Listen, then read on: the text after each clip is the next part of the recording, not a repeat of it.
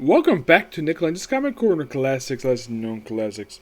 This is episode number 1630 and Doubleshot number 1524. Now, this first trade here I'm discussing is the last trade to discuss the collect issues from Volume 2 for Venom. This is Venom by Cullen Bunn, the complete collection. Yeah, this book pretty much collects issues from Venom Volume 2, 23 to 42 of the volume, which also includes 27.1, which I'll get to that, along with the Minimal Carnage crossover, which was the only crossover this one was ever involved with. Yes, which included 2 issues of Starlight Spider Volume 2 by Christopher Yost. It was issues 10 and 11, along with Minimal Carnage, Alpha, and Omega. First up, we have the Demon Puck arc. Yes, this is put Flash Thompson taking on Damien Hellstrom and his monster society. This is his monster society of evil, which is a group of monsters.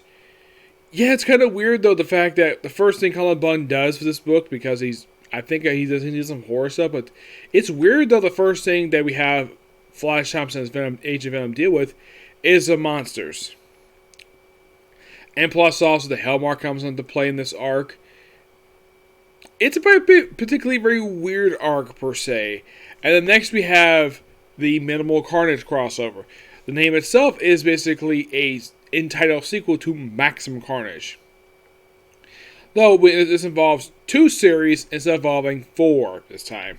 Like Maximum Carnage was a 14-part story. Excuse me. Minimal Carnage is roughly 6 parts. Yes, and it's not until toward the end of part 1 where Flash Thompson's Venom meets Kane.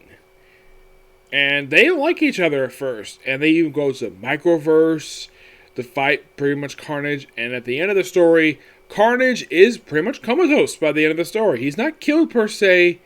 He's put into a coma by Kane himself. Yes, it's by far a very weird thing for them to do this. And then right afterwards, basically, if Flash Thompson a few issues just hang out in Philadelphia before issue 30, decided to make it his full-time home. He also is apparently working alongside with Valkyrie, who he openly proclaimed to be his girlfriend. He's like, girlfriend? And then it turns out, nope, Valkyrie was never here. It was just part of the symbiote, basically, when he was on top of the building. Yeah, I thought this was a good idea to do. Move Flash Thompson to New York. You don't have to have technically every single superhero Marvel universe set in New York City. Having based in Philadelphia was a really cool idea.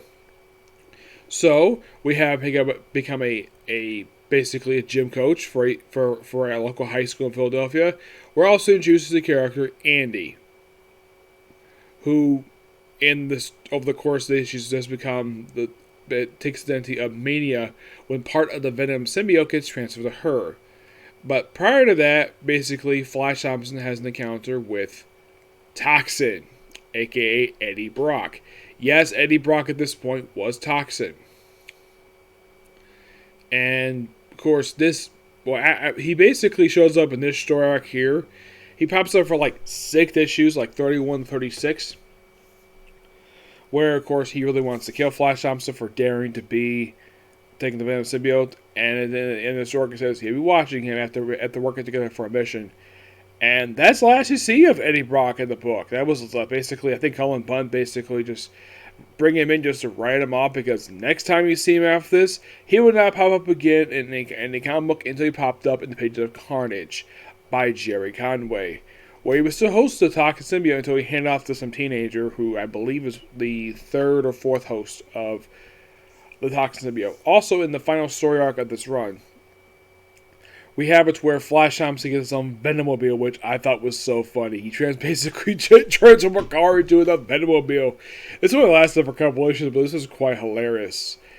And, of course, he also encounters with various different people, including Crossbones. Yes, he has encountered with Crossbones. And this is actually one of the rare times Crossbones is not getting the crap beat out of him by Captain America. Because Crossbones is a notorious Captain America villain. He's also he's a fascist. That's the name of Crossbones. He's an awesome villain, can't stand his fascism. Yeah, it's one of the rare times he appears in a comic book where it does feature Captain America, or at least in the case of what happened with Bucky Barnes in his book.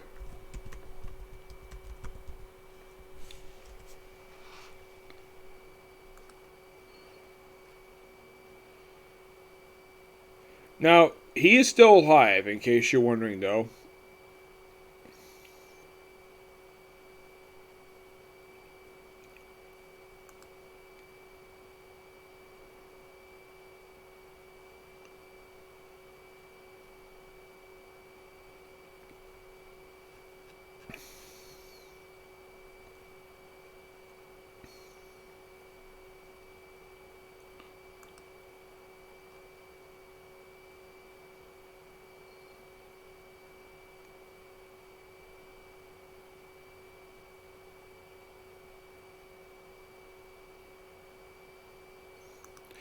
Yes, and it's also revealed during the last few issues that the Hellmark that's put on Flash Thompson is transferred to Mania herself.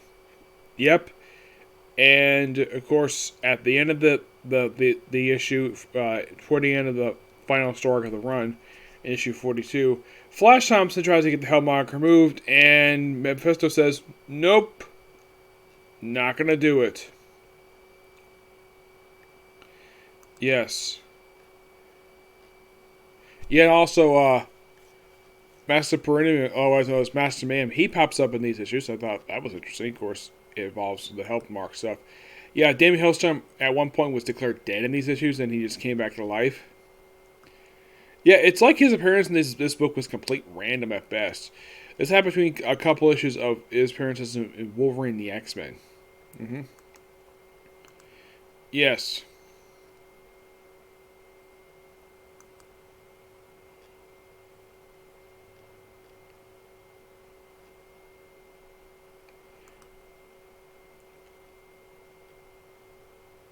Yeah, the Monsters of Evil. That's basically this is Damien Hellstrom's group.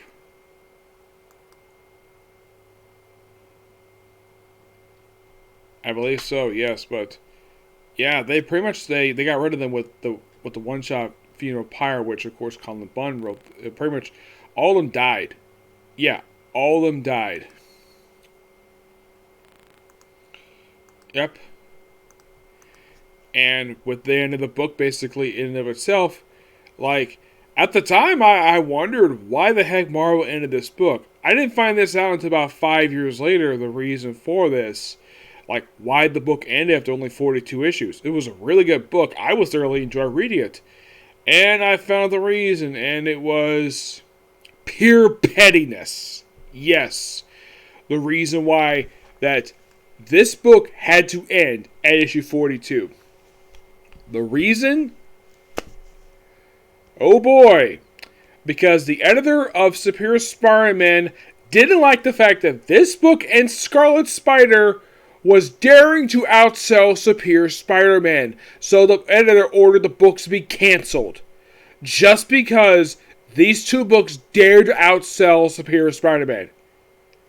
That was the reason why these books ended. I'm like, that is sheer pettiness. This is bullcrap. This is the only explanation I've heard the reason why. I mean, you can't claim low sales cancel the book, especially if the book was really good.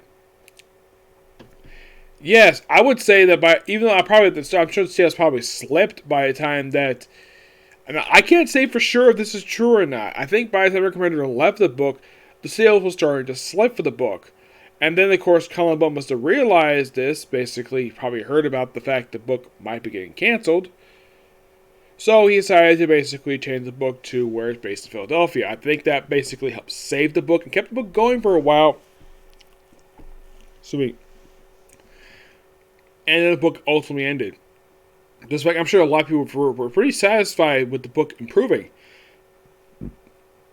Excuse me. It was kind of similar with a book that was publishing around the same time this book. Basically, there was a book that ended around the same time this book ended, and that was Batman: The Dark Knight.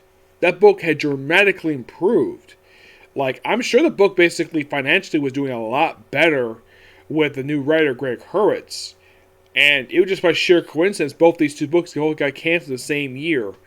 Though this book got canceled roughly 6 months after that book did. But yeah, finding out that was the reason why the book ended, not because of low sales, because of sheer pettiness, is utter bullcrap. Like, if Marvel wanted to end the book, fine. But that reason is so stupid. Like, oh, your book's outselling mine. I'm going to get your book canceled, and it's going to work. Yeah. I heard this from a guy who I haven't spoken to in a few years. The reason why I haven't spoken to him, because I lost contact with him. I'm not sure what happened to him per se. It's particularly quite weird. We spoke to each other, some Google Plus Hangouts. We were live on YouTube, and then after, because I missed one because I was taking care of something, I haven't spoken to him since then. I think he's fallen. I don't know what happened to him. He lives in Texas. I'm not really sure what happened to him per se, but he was the one who told me this. And some of the stuff some people at Marvel get involved with the bullcrap politics over there. It's worse than what DC did around the same time this book got canceled. Yes, it just, from what I've heard, the last few years, though I think it may have improved. I don't have any confirmation about this. The environment there was somewhat not very friendly per se. It wasn't toxic like it was over DC from 2011 about 2013, but it wasn't very friendly. Where, like, almost every day, Axel Alonso is manning all of his writers. I think the only one who didn't obey him with this was Jason Aaron, because he's a big name, he's not away with this. Where they had to go on Twitter and every day and bash Trump. Yes, they had to bash Trump on Twitter every day because he ordered them to. To me, that's an absolute stupid thing to do. To bash Trump when he was president. I'm not going to get into any more of that. Let's just move on. By the way, I give this book a 9.5 out of 10. My final thoughts on Venom Volume 2. This book, I thoroughly enjoyed reading this. Now, this book was publishing at the time. I was reading this book at the time when the book started. Didn't last very long, surprisingly. No, it didn't. You're probably thinking, really? Oh, by the way, before I continue basically with that, where you probably think, okay, what happened with Flash Thompson after this book ended? Well, after this, he popped up in Superior Spider-Man for a story arc. Yep, they continued one of the plot threads here with him as Venom in a Superior Venom story arc, which lasted for about 6 issues, from 22 to 27. And then after that, he got moved over to Guardians of the Galaxy. Yes, also on the same time when the book ended. That's when they ended the. I think it was just prior to this one ending. The earlier that year, Marvel had just ended the first volume for Secret Avengers. Well, Rick Remender ended his run with the book. So Venom himself got moved to the Guardians of the Galaxy, and he was there for about a few years. You also got another ongoing series. Then some of Robbie Thompson lasted for 15 issues, and I wonder I don't know if that was canceled to sheer pettiness like this one was. I don't know. And then pretty much after that, we had the stupidness that was, well, Lee Pierce as Venom. And it took Robbie Thompson to give an explanation of what the heck happened. Like, he lost him. By the way, the plot thread of basically Mania with the Hellmark, that would not be resolved for a few years. Oh, yes. Because in the case of Andy Barton, who, by the way, she actually was Mania for a certain period of time. Oh, yeah, she was. She was Mania for about 6 years. Yeah, Mania for 6 years. And then she became Scream, and then after being 2 years of being Scream, now she's currently Silence. Where the symbiote is very similar to the Scream symbiote. She even had a brief solo book as Scream.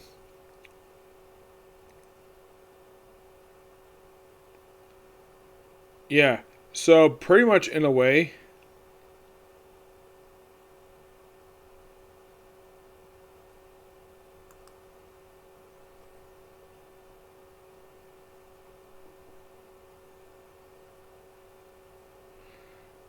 Yeah, in the case of Minnie herself, Like, it took her, get this,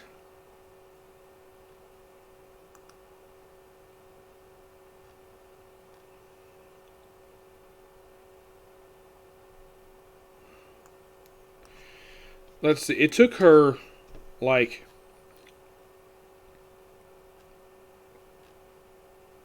3 years to finally resume the plot thread of Mania. Yeah, I'm not really sure exactly what was the purpose of delaying this, per se, but it's by far one of the strangest things related to this character. Yeah.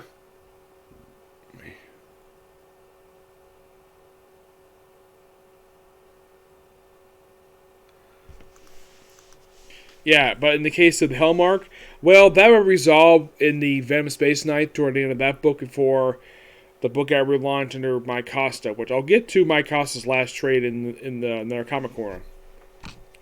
Alright, next up it is Star Wars Volume 2, Operation Starlight. Absolutely really good cover here. Excuse me. And this book is only about 5 issues long. Unlike the first trade containing the first 6 issues, this one collected basically issues 7 through 11. Yep, it's a 5-issue story arc, which simply put, it's basically the whole big point of this story arc is basically a lot to set up for War of the Bounty Hunters. Now, Operation Starlight. Basically, we have the formation of the Starlight Squadron, led by Poe Dameron's mom. They go search for Han Solo. Yep, that was the purpose of the Starlight Squadron, to go look for him.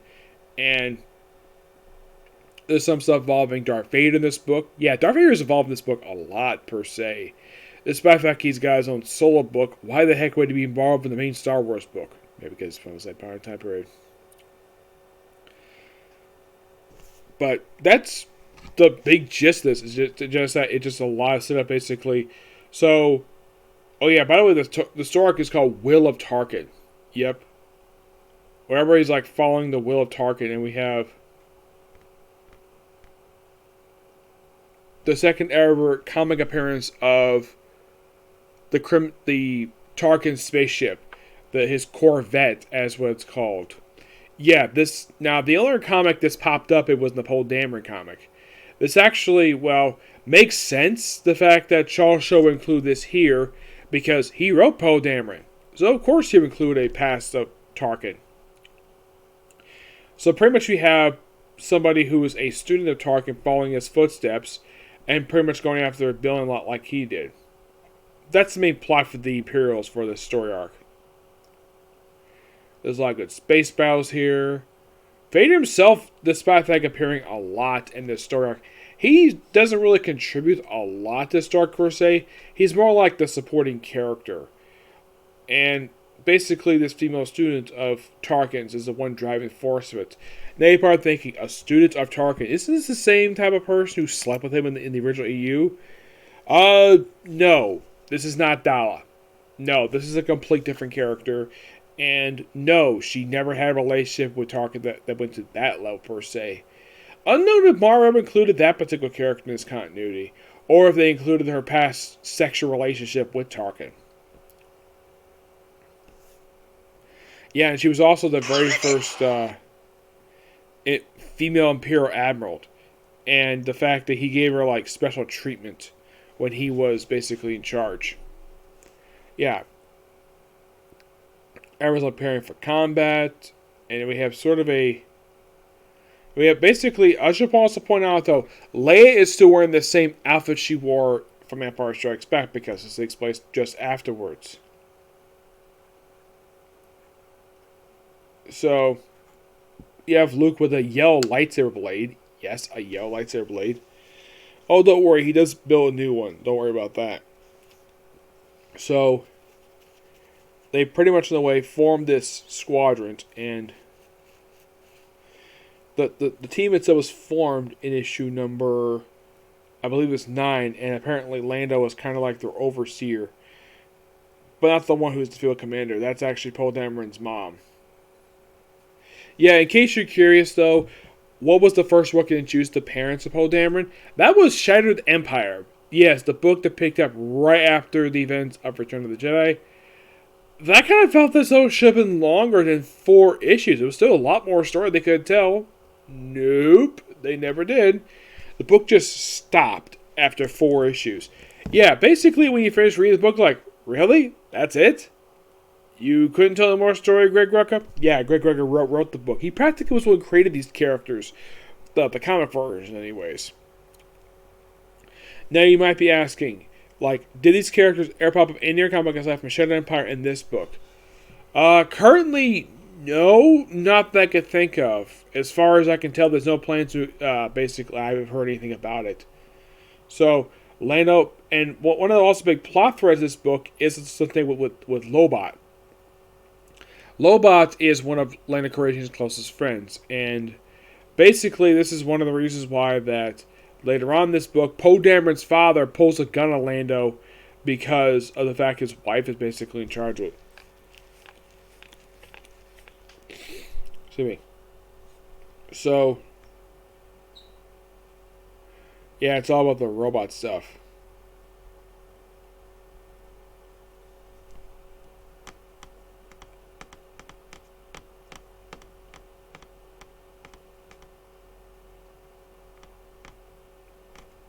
Yeah, then we have Lando in contact with. I don't remember this guy's name. He is. If I remember this character. I don't remember his name. He is Jabba the Hutt's right-hand man, the one who's constantly staying with him. In case you're curious, though, his only film appearance was actually in Return of the Jedi, where he died. Not the one scene, per se, but basically he was...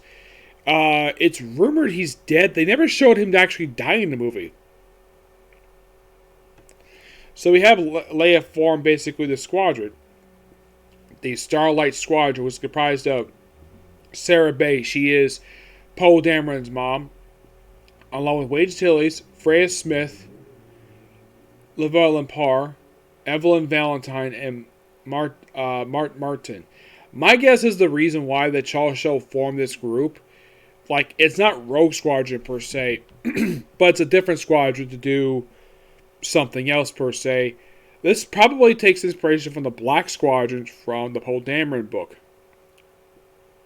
And because, well, Shaw wrote Poe Dameron, so of course take some ideas that he basically utilized really well in Poe Dameron and put it in the main Star Wars book.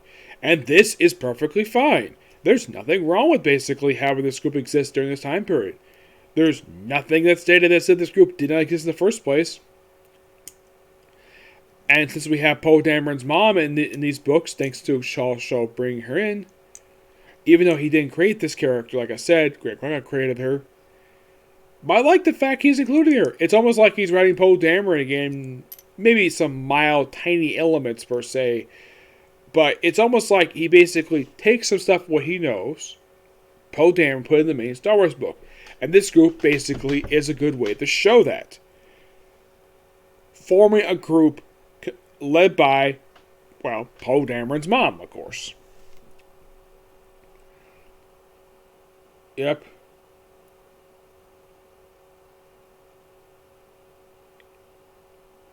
Yeah, this robot who's there basically kind of turns on Lobot.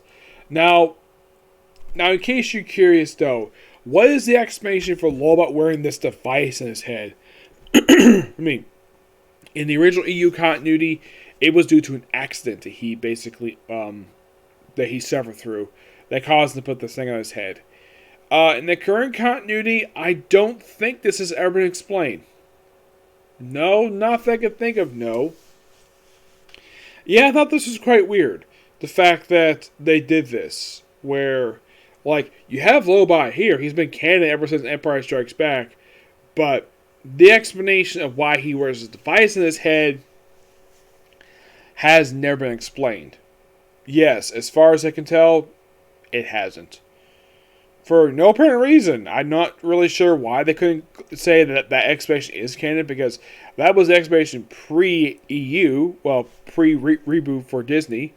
That was the explanation. Here, it just basically he just has his device in his head with these wires attached out of it. It's because of Lobot. That's the reason why you have Poe Dameron's father pulling the gun on Lando. Also, I should point out, though, for some reason, I'm not really sure why this is, the artist thinks it's a good idea to draw Poe Dameron's father to be almost exact, look, has a very similar appearance to him. But not exact per se. I would probably say he takes a lot of his face features from his mom. Yeah, so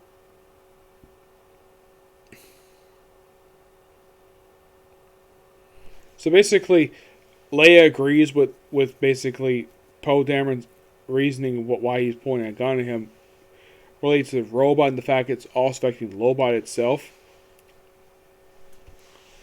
Yep.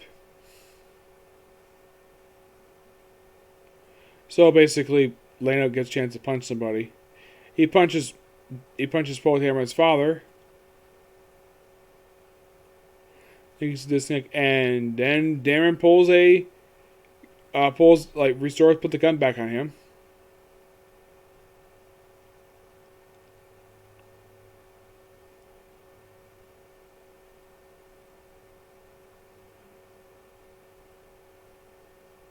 Yeah, and of course you have 3PO complete a translation, and of course, like, Lobot gets knocked unconscious, and then we have more fighting going on. And then we have, get this, is really awesome, where a chicken walker is fighting a spaceship. Yes, I thought this was so awesome seeing this. Yes, now, in case you're curious though, like, some people mistakenly believe that the chicken walker, the AT-AT, well, the one that walks like a chicken, that's kind of its nickname. Some people mistakenly believe the first time this thing actually showed up was in Return of the Jedi. Not really, no. It actually first popped up in Empire Strikes Back, this particular vehicle. Yes. As a matter of fact, if you watch it very closely, you actually see these things walk a little faster than the Turtle Walkers that are basically commonly known to be associated with Empire Strikes Back, aka the Battle of Hoth. And you do get a chance to see a couple of these things running around, like you can kind of see them on screen per se, where they basically, you can see them just underneath the Turtle Walkers walking so slowly, and you see these things walk a little faster. Yeah, that's your chicken walkers for you. That was pretty much their very first appearance, and those things appearing here, it's fine. Now, in case you're curious though, like, these things did technically make a reappearance in The Last Jedi for some reason. They had like an updated version of these things, piloted by R2-D2, which I thought was so funny. Oh yeah, and by the way, if I remember from the movie, like in Return of the Jedi, Chewbacca took control of one of these things, and which was so funny. He basically just tapped on the roof of this thing and pulled out. He just tossed out the Imperial pilots. He tossed out one, and the other one basically got knocked unconscious, and nothing else happened to him because he took control of the thing and used the thing to destroy one Turtle Walker, and he used also to get them to destroy the shield generator on Endor, which is just so funny. Fighting, and of course, then we have Jabba going to the Starlight Pit. Yes, where he's executing somebody in the Starlight Pit. Though, let me show you something about the Starlight Pit. They're probably thinking, okay, like, why the heck does the Starlight Beak have a beak? Well, okay, there is an explanation for that. Because anybody saw the original cut for Return of the Jedi, that beak was not there. The tentacles were there, but the beak wasn't. That beak is actually from the extended edition. The special edition of Star Wars Return of the Jedi. That's where that came in. And my guess is the artist who probably drew this probably saw that cut of the movie and basically put that beak there. Now, I know the special editions are not very popular with a lot of Star Wars fans. I personally don't have a problem with that at all. Though I do agree that the changes made to the original movie were complete utter ridiculous. The changes made to the sequels were fine. As far as I can tell, the criticism toward the sequels, the changes made to them, because they're so small and not really bigger problem with a lot of people as what it was with the original movie. This change here, anybody ever complained about this one. This has been brought up like a couple times. Return of the Jedi, all they did was basically put this beacon for the Starlight Pit, made the ending a little bit longer, and put in a ridiculous song number, which, yeah, I do agree the song number was completely ridiculous. But this beak here for the Starlight Pit, that's fine. I have personal problem with it. It doesn't really affect the thing. Yeah, it's made from CGI, but I personally have a problem with it. And you have basically Lando setting up his eventual destiny, meeting up with Jabba the Hutt.